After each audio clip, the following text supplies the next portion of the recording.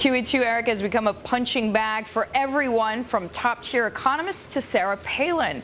Now the GOP is using some internal dissent at the Fed to take aim at Ben Bernanke. Economics editor Michael McKee says it's back to the barricades for the Fed chief. Michael. Yeah, Ben Bernanke has real problems, Deirdre. The Fed's very divided, just as threats from the outside are increasing.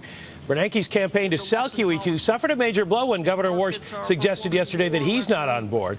And even as Warsh spoke, Dallas Fed President Richard Fisher was warning the QE policy may possibly place at risk the stature and independence of the Fed.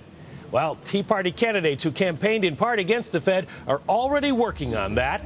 They see Bernanke's new policy as a threat, not an effort to help the economy.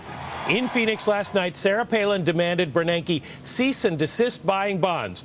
It's far from certain this will even work, she says. We shouldn't be playing around with inflation.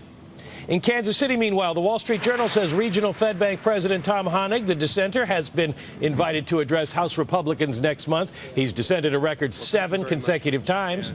In Washington, others also have the Fed in their sights. Representative Ron Paul will head the subcommittee that oversees the Fed. He said yesterday he wants it to disappear.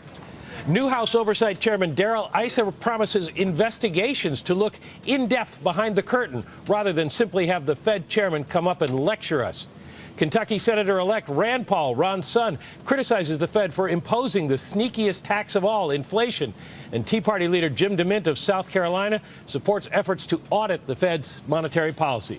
Bernanke beat back that effort just last spring, defeating efforts to diminish the Fed's powers and independence. But now the Fed is back in a fight, in part because of his own actions. So, Michael, is there anything more that Bernanke can do? At this point, very little except stay the course and hope it works.